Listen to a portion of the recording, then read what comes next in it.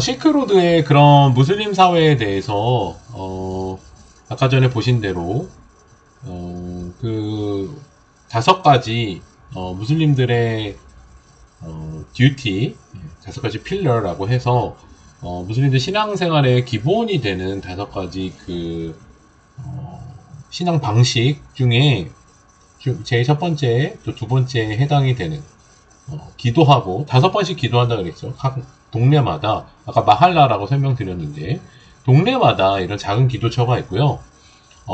금요일 예배는 좀 크게, 좀 마할라를 벗어나서, 타운, 도시별로, 또 하든지 아니면 큰 구역별로 이렇게 늘 모이는 것 같아요. 그래서, 금요 예배와 그 동네 기도처가 좀 다른데요. 이렇게 있습니다. 지금 보시는 곳은 이제 호탄에 있는 그러한 기도처입니다. 그리고 바자르라고 하고 아까 설명에서는 바잘 이렇게 있는데 보통은 르 발음을 살려줘서 바자르 또는 우즈벡 발음은 보조르 이렇게 하고요. 마을 동네 마할라에 대해서 설명드렸습니다. 성직자 물라가 있었고 그 장로들이 그 동네마다 계신데 악석헐 이라고 되어 있는데 이거는 이제 트루크어 말입니다. 아크는 희다는 뜻이고 서컬은 수염, 흰 수염을 가지신 분들, 장로님 그 분들을 동네에서 악서콜 여러 가지 이제 동네마다 마할라에서 결정하고 해야 되는 일들의 연장자들을 원로로 대우하는 그런 문화가 있습니다. 이 시크로드 무슬림 사회에서 이러한 기도처, 또 바자르, 또 동네 마할라의 그러한 원로 악사컬, 또 성직자 물라 이런 분들이 각각 중요한 역할을 하는데요. 전반적으로 이런 마을 동네에서 격려를 합니다. 예를 들어서 누구누구 뭐 금요 예배 빠졌다 뭐 격려를 해서 데리고 가고 이제 두루는 이제 히잡을 쓰죠. 오른쪽에 보이시는 것처럼 우리 중앙아시아 무슬림들도 히잡을 많이들 쓰시는데 그런 것들 장려하고 그런 것들 자체적으로 무슬림으로서의 삶을 영위할 수 있도록 서로 돕고 또 서로 격려하고 견책하고 그런 구조입니다. 그다음에 이제 국가기관으로 옛날에 이제 그 왕조가 이슬람 왕조들은 원래 종교 판관이 있어서 종교 법정이 있었습니다. 까디라고 하는 종교 판관이 굉장히 이제 이슬람 사회에서 중요한데요. 종교법이 있죠. 뭐 샤리아라고 지금은 뭐 얘기하기도 하는데 샤리아라는 말 자체가 좀 원래 길이란 뜻입니다. 그래서 누구는 이게 정해져 있지 않았다, 누구는 정해져 있다 이렇게 다양한 주장들이 있는데요. 종교법들이 잘 지켜지는지 또 그러한 법에 따라서 누가 소송을 할 때 법정으로 가면 판관이 있습니다. 근데 이제 판관들은 국가기관이어서 국가에서 봉급을 받죠. 이런 판관들을 길러내기 위해서 있는 게 마드라사입니다. 그래서 이 마드라사는 모스크와 마드라사 이렇게 같이 또는 마스짓 마드라사 이렇게 묶여서 같이 운영이 되거나 하곤 했습니다. 그래서 카슈가를 아까 보셨는데요. 한나라 시대 사료인 방고에 이제 한서에 나온다고 되어 있었죠.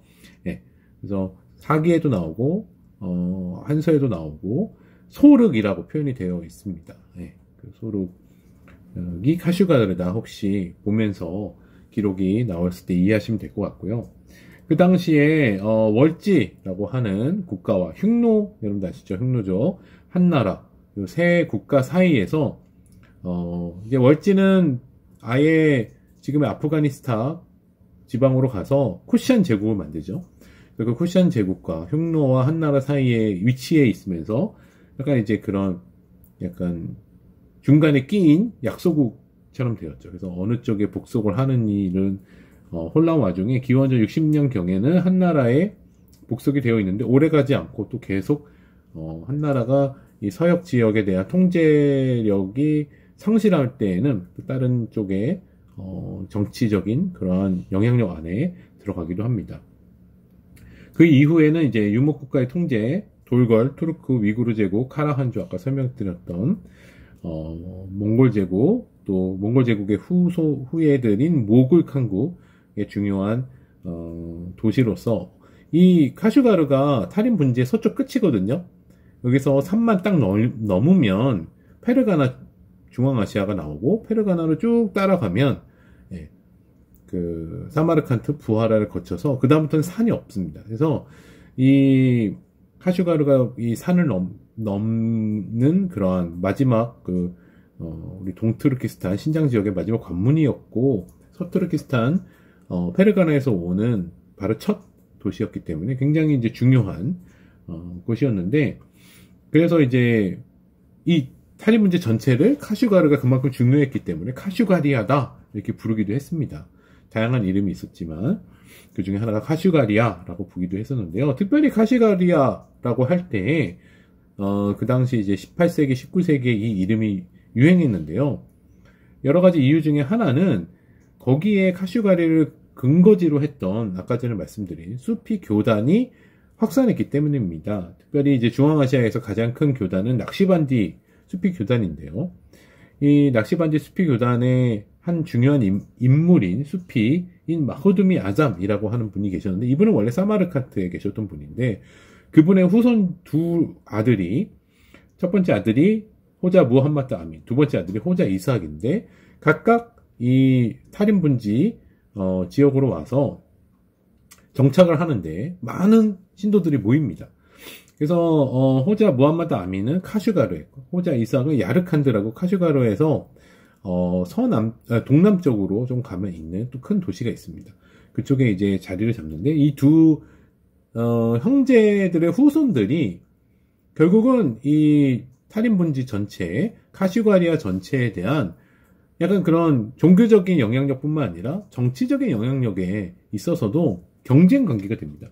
그래서 우리 카슈가르에 있는 큰아들 호자 무함마드 아멘을 지지하는 사람들은 백산당, 예, 우리 악타글르이라고 불리고요. 그 다음에 호자 이스학 둘째 아들을 지지하는 파들은 흑산당, 검은산 흑산당, 네, 카라타글르 이렇게 불려서 두 분파가 생깁니다. 단순히 정주민들, 야르칸드와 카슈가르 시민들뿐만이 아니고 그 주변에 있는 키르키즈 유목민들까지 이렇게 두 부류로 나뉘어서 서로 갈등 관계가 되는데, 한때는 우리 야르칸드에 중심했던 둘째 아들 흑산당계가 더 약간 헤게모니를 장악했었을 때, 그 백산당계 큰아들 마호두미 아잠의 큰아들의 후손 중에 호자 아팍이라고 하는 분이 그 당시에 우리 전에 보셨죠? 일리 지역, 그러니까 지금 신강성의 북쪽, 신장 북쪽에 그런 일리, 그 중가르 초원에 위치하고 있던 몽골계, 오이라트계, 중가르 제국의 지원을 요청합니다. 그래서 중가르 제국이 갑자기 군사적인 개입을 해서 야르칸드에 위치하고 있던 흑산당계를 좀 몰아내고, 이 백산당계 호자 아팍을 지원을 해서 니네가 여기서 다스려라, 우리의 말을 잘 들으면 우리가 지원을 해줄게, 이렇게 됩니다. 그런데 이제 그 중가르 제국이 청나라 건륭제 시대에 이제 멸망을 하게 되고, 청나라가 진입을 하면서 오히려 또 이런 이 호자 정권들, 낙시반디 수피 마호두미 아잠의 후손들이 가지고 있던 정치적, 경제적, 또 종교적인 그런 권위와 청나라의 그 권위가 서로 충돌을 하면서 탄압을 받게 되고 쫓겨나게 되고, 그 중에서 이제 살아남은 호자들이 중앙아시아의 우리 이제 페르가나의 코칸드 한국이라고 하는 그런 국가에 망명을 하게 되면서 또 이런 그런 갈등 관계가 됩니다. 그래서 청나라와 이 코칸드 한국 사이의 갈등 관계, 그 중에서 호자들의 반란이 19세기에 이 지역의 역사에 굉장히 중요한 요인이 됩니다. 카슈가르, 지금 아까 전에 그 사진은요, 아까 말씀드린 호자 아팍의 묘입니다. 이렇게 그런 수피들의 묘가, 이게 성자들의 묘소라고 해서 중앙아시아 무슬림 사이에서 굉장히 중요시되고, 이 묘를 이제 정기적으로 방문을 해서 기도하고 하는 기도처서로도 많이 활용이 됩니다. 카슈가르는 아까 전에 보셨던 그 옛 도시, 구도심이 이제 로성, 고성 이런 식으로 명칭이 되는데요. 아까 전에 이제 그 우리 영상에서 넘겼지만 차사커 노성 이렇게 영상에서는 지칭을 하고 있는데 그 고성, 노성 구 도심에 차사 거리가 있습니다. 그래서 그 거리 일대를 얘기하는데요. 이 고성에는 이드가 모스크라고 하는 큰 모스크가 있습니다. 이제 이드하라는 게 이드는 여러분들 아시다시피 무슬림들의 축제죠. 네. 이드알 아드하, 이드알 피트르 이런 두 가지 큰 축제가 있을 때 모든 사람들이 예배 드릴 수 있는 큰 모스크라는 뜻이죠. 거라는 거는 페르시아어로 장소란 뜻이어서 명절 때 모이는 모스크를 이제 위구르 말이나 중국어로는 지금 보시는 대로 표기가 되는데요. 1442년에 건축이 됐으니까 굉장히 오래된 곳이죠. 카슈가르에 위치한 그 고성에 위치하고 있는 카슈가르 무슬림들이 명절 때마다 모이는 큰 모스크고 굉장히 중요한 곳인데 역시 카슈가르 고성에 위치하고 있습니다. 이 그 구 도심이 사실은 지금 큰 문제가 된 게 이것을 이제 재개발하고 재건축하는 과정에서 이 신장 정부와 이 무슬림들 사이에 갈등이 되는 원인이 되었다고 합니다. 2008년에 그 사천 스촨에서 대지진이 있었죠. 그 대지진 이후로 중국 정부에서 오래된 건물들이 위험하다. 그 오래된 건물들 단순히 벽돌로만 지어진 건물들이 조금이라도 지진이 일어나면 무너질 수 있다라는 그러한 생각이 들어서 다 좀 현대화를 하자. 좋은 취지죠. 현대화를 하자 해서 이제 그 대개발, 서부 대개발이 이루어지는 와중에 오래된 건물을 다시 신축하는 재개발하는 사업이 중요한 역점 사항 중에 하나가 됩니다. 근데 이제 그거에 대해서 중앙아시아 무슬림들은 우리의 민족 문화에 파괴하는 것이 아니냐 그런 의구심을 갖게 되고 2011년에 그런 안타까운 많은 사람들이 사상하는 테러로도 이어졌다고 합니다. 근데 어쨌든 이 그 재건축 사업은 시민의 안전을 위해서 오래된 건물을 바꾸는 거니까 2012년에는 이미 3분의 2가 재건축이 된 상태고 약간 지금 우리가 보신 2005년의 모습은 현재로서는 보이지 않는다고 합니다. 그래서 좀 안타까운데요. 잘 좀 우리도 그렇잖아요. 우리도 옛날 그 모습에 남아있는 곳이 또 리노베이션을 통해서 좋은 모습이 될 수도 있고 또 그냥 무작정 무계획적으로 재개발 들어가면 또 그 옛날의 모습들이 없어지잖아요. 네, 그래서 이런 예스러운 모습들이 남아있으면서도 안전할 수 있는 그런 재개발이 이루어졌으면 좋겠습니다. 네. 이 당나라는 아까 전에 설명을 드린 대로 굉장히 이제 광활한 대제국이었고요. 힘은 여러 가지 원인이 있다고 합니다. 예를 들어서 제가 석사 시절에 저희 선생님 중에 한 분이셨던 서울대학교 동양사학과 박한재 교수님은 호한 체제란 말을 쓰셨어요. 당나라 이전에 이제 5호 16국이라고 해서 낮춰 부르기도 하고 남북조 시계 위진 남북조라고 하기도 하는데 그 당시에 많은 다양한 민족들이 이미 중국 내에 들어와 있었습니다. 특별히 화북 지방에 들어와 있었습니다. 그러나 이제 다양한 민족들이 오고 가면서 능력 있는 사람들이 살아남아서 최근 국가가 수나라고 당나라인데 당연히 그러한 외국인을 나타낸 호와 한족을 뜻하는 한이 서로 이제 엉켜서 대제국 건설한 게 당연하지 않았느냐. 호한 체제 시스템이 결국 당나라의 발전의 기초였다라고 말씀하시는데 저는 상당히 이제 동의하게 되는 것 같습니다. 보시면 굉장히 이제 큰데요. 단순히 전에 설명드린 대로 남북 시스템, 남쪽에는 중국이 있고 북쪽엔 초유목 국가가 있는 그런 시스템이 아니고 당나라의 초기 특별히 당 고조 이영과 당 태종 이세민 같은 경우는 적극적으로 북쪽으로 가서 돌골을 무너뜨리죠. 많은 돌골 그런 귀족들이 이세민 당태종을 탱그리 카한이라고 내가 칸이야 이렇게 이야기할 수 있는 굉장히 그런 정말 그 이방인과 한족의 그 경계가 없어지는 그런 그런 생각을 가지고 살았기 때문에 대제국을 건설할 수 있었다고 보여집니다. 어쨌든 그 후에 이제 제2돌골 제국이 생기고 돌골 부흥 운동에 의해서 우리가 보통 얘기하는 막북지방 고비사막 이북의 그 통제력은 상실을 합니다. 하지만 이제 당나라 태종이 단순히 그 몽골리아만 장악했던 것이 아니고 탈인분지 이쪽 그 지금의 신장 지역 그 안서도호부를 세우고 지배를 공고히 하는데 이 안서도호부는 굉장히 오랫동안 지속이 됩니다. 거의 당나라 이제 말기에까지 지속이 되는 굉장히 오랫동안 안서도호부, 안서대도호부 뭐 이런 식으로 이름이 바뀌지만 또는 토번 지난번에 설명드렸죠. 티베트의 토번이 굉장히 강력했기 때문에 때로는 뭐 탈인 문제에 대한 일부 또는 전체에 가까운 통제력을 잃기도 하지만 계속 안서도호부가 지속이 되는 것이 굉장히 주목할 만합니다.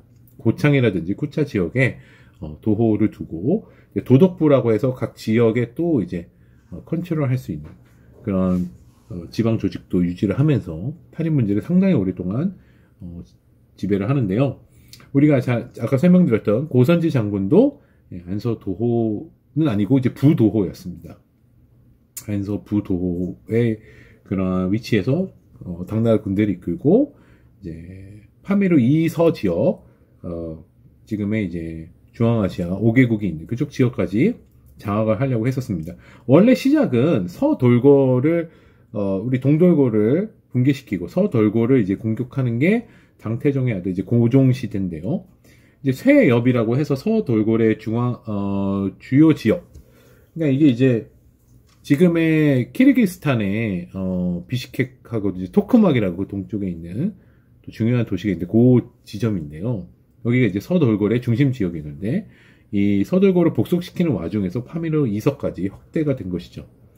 재밌는 거는 이제 서돌고의 이 수도 쇠엽이라고 하는 게 사실은 페르시아어 수엽, 수라는 거는 방향, 물론 물이라는 뜻도 있지만 방향을 나타내고요. 수는 그 투르크어로 물이죠.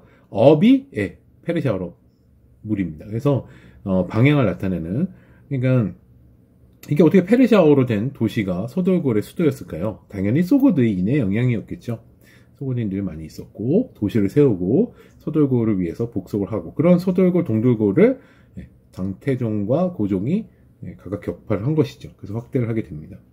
이제 아까 말씀드린 대로 이제 안서도호부가 한때는 굉장히 컸다가 또 작아졌다가 한 게 토봉이 도전을 계속 해옵니다. 그래서 토본에 의해서 굉장히 곤란을 겪으면서 때로는 안서도호 탈인 분지의 상당 부분을 잃게 해도 되는 그런 시기도 있었고요. 특별히 이제 파미르 이서 지역은 저는 아까 설명드린 대로 탈라스 전투가 751년 이후에는 고선지 장군을 패퇴하면서 당나라 군대가 철수하면서 또 서투르키스탄 지역, 파미르 이서 지역은 당나라가 통제력을 잃게 됩니다.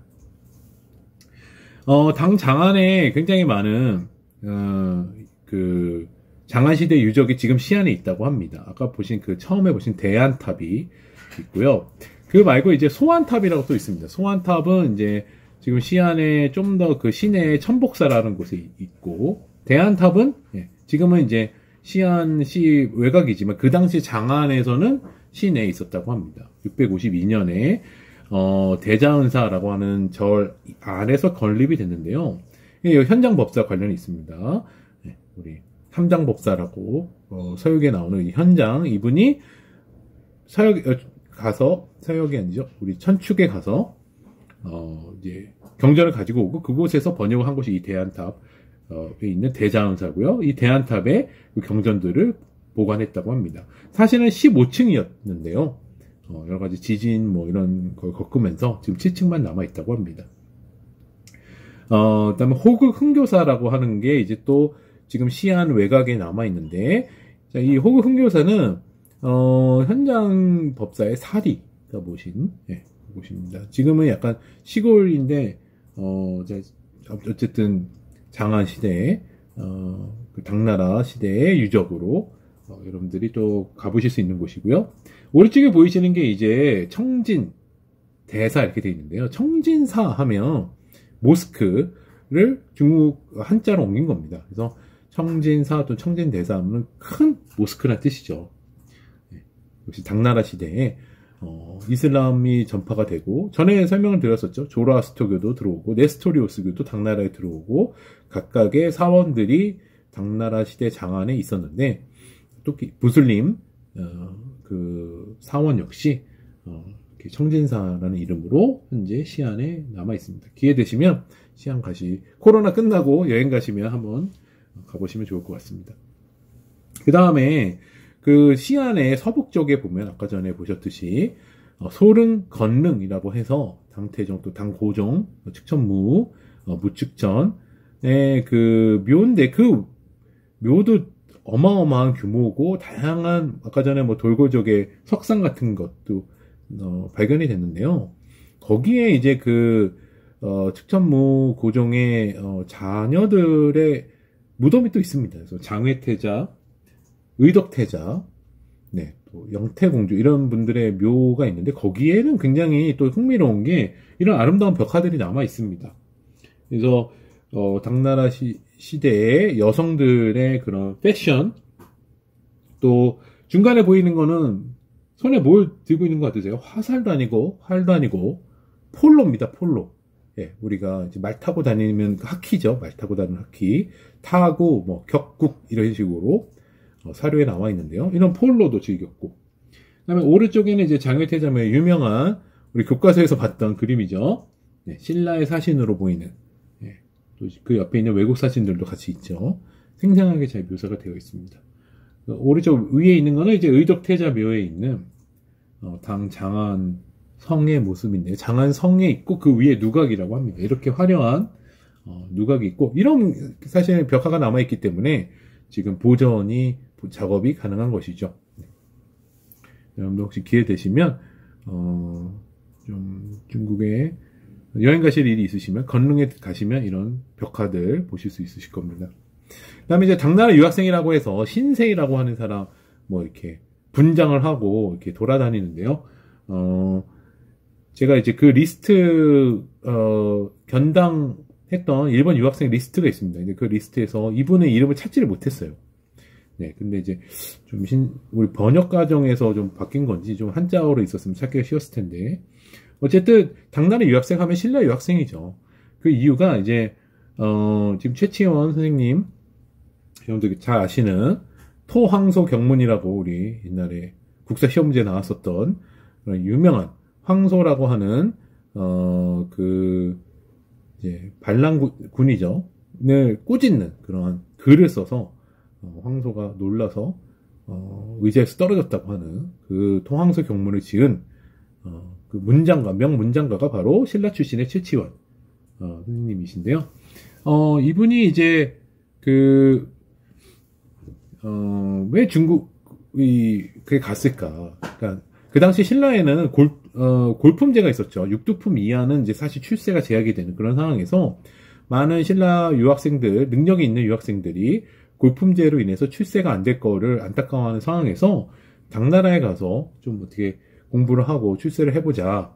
많이들 유학을 가는데, 특별히 진짜 당나라는 빈곤과라고 해서 과거 특별한 그런 전형이 있었습니다. 우리 외국 학생 전형 같은 게 있었던 것이죠. 그래서 외국 학생들의 전형을 통해서 뽑은 학생들은 또 관리로 임용을 하고, 그 중에 신라가 제일 많았고요. 가끔씩 발해도 있었고, 네, 있다고 합니다. 그래서 한번 여러분들이 그래서 많이들 갔고 거기서 또 많이들 살았구나 이해하시면 되겠습니다. 근데 이제 일본 같은 경우에서도 유학생들을 보내는데요.